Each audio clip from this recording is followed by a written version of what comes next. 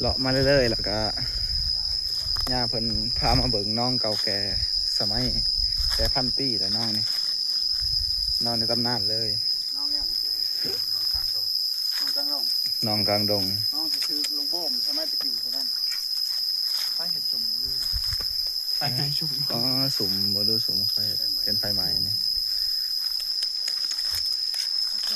ก็สิว่าน้องเก่าแก่น้องอาทันก็ว่าได้นะ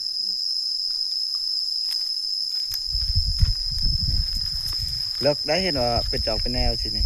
แค่ริมหัวมั้งอย่าลงไปในลมบัวริบหัวพุ่นนี่เนี่ยไม่ออกเปิดแน่เอามาในน้ำใส่จริงลิงแนมเพนหอดป้าพุ่นนี่มันก็เปิดปลายยาฆ่ามาดูโบใหม่ขึ้นไปนั่งดิเนาะไปนั่งชมวิวทิวทัศน์ไปกินร้านของเทียมเลยคักดีนี่มันได้พี่น้องเด้อมาสุดหมวนนี่ไปเที่ยวป่าเที่ยวดงบรรยากาศที่ห้าหยาสุดง่ายก็บ่มีนะเขาเรียน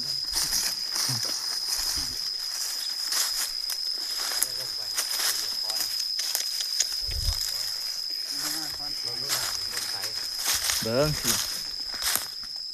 จะงอยคอนไม่แค่น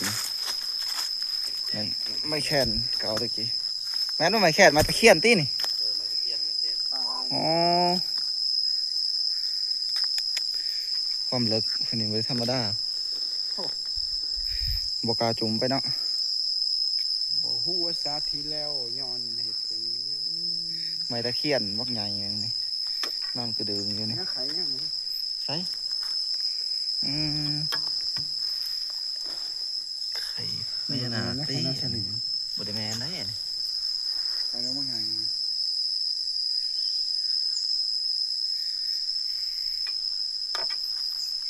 ดู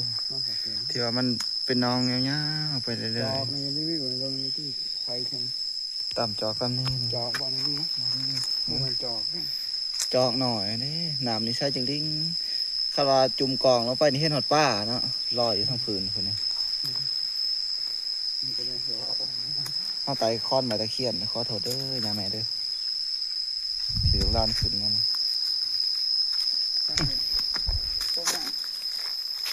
กบไม้ตะเคียนนี่คือขาหัวขาปลาที่ว่าคนสามารถกินบ่ได้ขาตัวนี้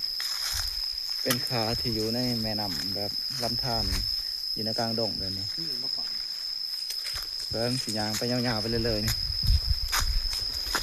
พี่น้องเด้อมาสบายดีเด้อพี่น้องบรรยากาศนี่ถือว่าสุดๆเลยนี่คันว่าเป็นช่วงยามพ้นนี่พี่น้ำสิอยู่ในตีนกกตัวนี้เลิกพูนที่ว่าน้องนี่เป็นน้องนำค่ำเลยได้น้องนี่ขันยามเป็นยามพ้นนี่โอ้ย7-8 เมตรความลึกลงมาน้ำนี่ขนาดมันเป็นช่วงนี้ได้นี่ก็ยังความลึก3-4 เมตรเลยเบิ้งเสียมาชมเบิ้งมีจอกมีแน่นี่ได้บ้างอันนี้มันปลายมีปลายยาฆ่าในกลางน้องเลยนี่ใครอยากลงก็ลงได้เด้อคันพูดได้กะนี่ยาอ่อยวานเนาะแต่แบบบ้านเขาเอิญยาฆ่านี่ตัวบรรยากาศเบิ่งไปนำกันให้มันจบกันเด้อพี่น้องเลยธรรมศาสตร์นี่ที่หาอยากสุดๆยาสิตัดเอาลำขาปลาไปตีพี่ปอบไปไล่พี่เพิ่นว่ามาดูความสูงของลำขานี่ยังบริสุทธิ์เท่านี้ได้น้องนี่เอาสิพายางไปอีกเลยนี่ป้าตัวมาดูยืนดูอยากเบิ่งลำขากับคนนี่ตัวใดสูงกว่ากันโอ้เห็ดเบ็ดรอป้ายังไงเห็ดมันเบ็ดรอป้าเพิ่นว่าผู้ใดอยากตกเบ็ดมาตัดเอาได้ไปตกอยู่ห้องตกที่ใส่ก็ได้นี่ดอกขานี่สดใสดีรอมาเด้อพี่น้องเด้อ เอ้ยเบิ่งว่าราชการบ้าน สุดเลยนะบรรยากาศอยู่ในกลางดง กินผอม มีเห็ดปวกเผาอีกเบิ้งอย่าติ้งตู้ อืม เดี๋ยวเบิ้งป้ามีแต่ดอกจุ่มๆซะโอ้นี่โลละ200,000 กว่าอยู่บ้านเฮานี่ เขียนน้องต่างนี่โล300,000 ขอบเขตเมืองไกรซอนแขวงสวรรณเขตเฮานี่นี่บอนเที่ยวบอนส้มลายถือว่าเป็น ยาวบ่ได้เลย ส่วนใหญ่ เขา100 เมตรนี่ สิเป็นธรรมศาสตร์หลายกว่าเนาะแถวขอบเขตเฮานี่ คืออยู่ผู้เนาะ ว่าพื้นว่า ในกลางน้ำพี่น้อง ขั้นผู้เดียวนี่ก็บ่จะกล้ามาปานใด บ่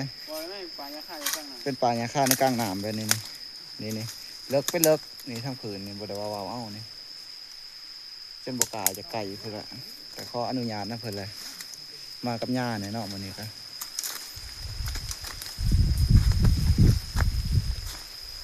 ไปสิพาไปเบิ่งไปเรื่อยๆนี่จอกแน่นี่บ่เคยขาดแต่สมัยตะกี้ตะกอนเพิ่นแหละเบิ่งส่งนี่เป็นลำไปยาวๆไปเรื่อยๆแล้วแรกๆคิดว่ามันเป็นน้องลูกโบ่มแต่มาเบิ่งคักๆแล้วบ่แม่นเลยสิเป็นน้องพญานาคก็ว่าได้ดูมันมีจอกใหญ่จอกน้อยนี่ดูความงามความสดใสของธรรมชาติอันนี้เบิ่งจะเจาะเลยนี่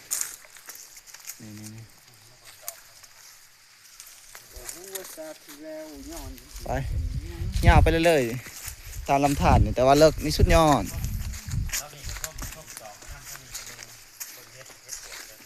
หาเห็ดไปนำเนาะ